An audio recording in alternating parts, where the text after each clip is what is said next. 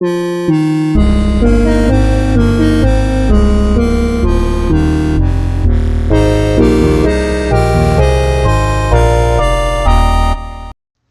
I'm recording this, there are 5 days left until Nintendo's E3 2010 presentation, and only 4 days until the E3 activities begin with Microsoft's press briefing, which I understand will be aired on Spike TV in high definition. I don't know if it'll be on G4 too. Anyway, it's going to be awesome. All 3 keynotes are going to be awesome. I heard Sony would be... there were rumors that they'd be showing the PSP too, which got me really excited because then it would be just like E3 2004 with both Nintendo and Sony showing their new portables with all these crazy new features. And usually each year before E3, about 5 days, I sort of black myself out. I stopped reading all the blogs and all the news sites and about the games because I really like to be surprised at the presentation while watching the presentation themselves as to what the big announcements are going to be. You know, kind of like spoilers, you know, or whatever. So and in fact, a couple of days before, I might even stop really reading my tweets, even though I'll still be twittering, but I'm just going to probably stop reading my tweets in case someone gets excited. But with that in mind, I wanted to lock in my E3 2010 predictions for Nintendo because they're the ones I'm most excited about and the ones that are typically the trickiest and the most secretive and elusive to know what they're up to. So I'm going to start before all the final information maybe starts leaking out. So my predictions. Nintendo 3DS. I think they may be bundled wireless broadband of some kind, and if there is, I think there might be one model with it and one model without it. The power, I think it's going to be comparable to the GameCube in terms of gameplay graphics. There are rumors that it might even be as powerful as the 360 and PS3, rivaling those systems in power, which would be really impressive. And frankly, for Nintendo, I'd be kind of surprised. I expect it to look really sleek, like along the lines of the DS, of the Nintendo DSi, but maybe even a little sleeker, a little more iPod-like, not in terms of copying the design, but just in terms of being a really sleek, you know, device that you wouldn't feel uncomfortable whipping out in public. I think it's going to be backwards compatible with the DSi library, backwards compatible with the DS, and I think a lot of the games, maybe they'll do something where, like with the PSP, where you could download the games or buy them on a physical sort of semiconductor card format. Now, the games, I made a feature on my site, my 3DS predictions and projections. I think we're definitely going to see a Mario game, a big, you know, full 3D Mario 64, Mario Galaxy type, not a Mario Galaxy game, but a 3D, roaming, free camera Mario, Super Mario platformer to showcase off the system. Let's see, maybe. So that's pretty much it. We're going to see lots of amazing things. They've been talking about a couple of years ago. There's been rumors of some kind of big Metroid project for the DS. I talked about that maybe being a 3DS game. I called it Metroid Double Prime in my projections and predictions thing for the 3DS. Maybe an F-Zero game or something. Now for the Wii, well, obviously I have to talk about Zelda. Zelda, I have a knack with Zelda.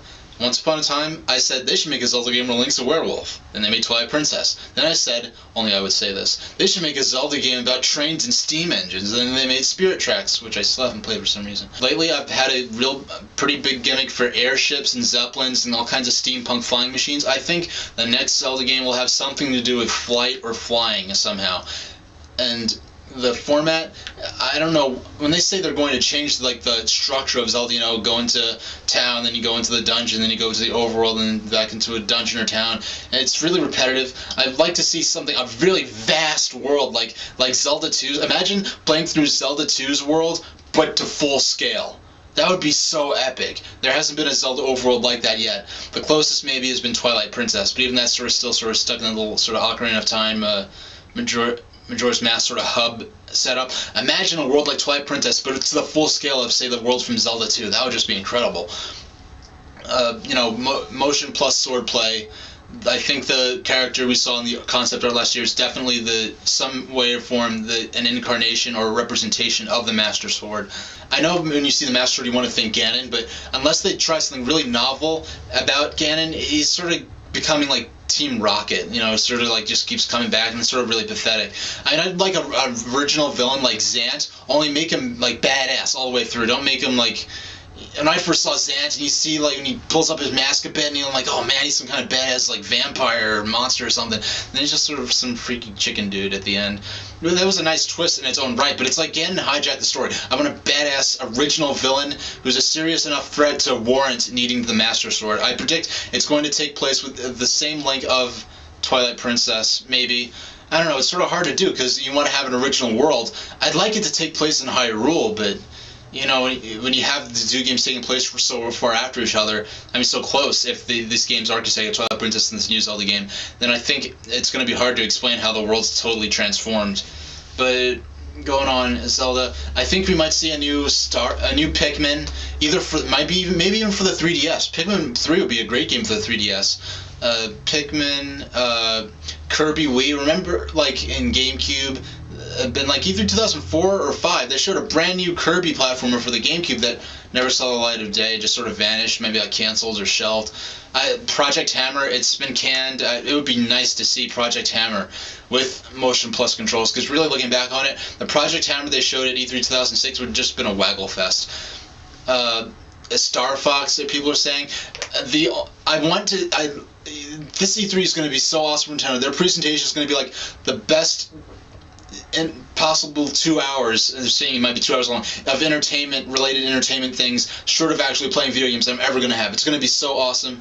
It's going to be epic. It's going to be like E3 2006 and 2004, because those two E3s, like, just seeing your Nintendo itself, the way you play games and relate to games transform with the DS, seeing that for the first time, seeing the Wii for the first time, it was just so magical, just sitting in that behind your computer or sitting amongst those other fans at Nintendo World back in 06, just seeing that transformation take place before your eyes, it's so incredible, and it's going to be so awesome. But really, if they want a big freak out, like when everyone freaked out at Twilight Princess back at E3 2004, the only thing I can imagine doing that is Kid Icarus. Now, people are calling Kid Icarus Wii, like, oh, it's Nintendo's Duke Nukem, but that's not fair, because Nintendo never even announced it. They haven't said a thing about it, they haven't announced it, there's no reason for us to believe it. There's just a really strong hope for the fans, and I personally, from time to time I'll play the original Kid Icarus for the Virtual Console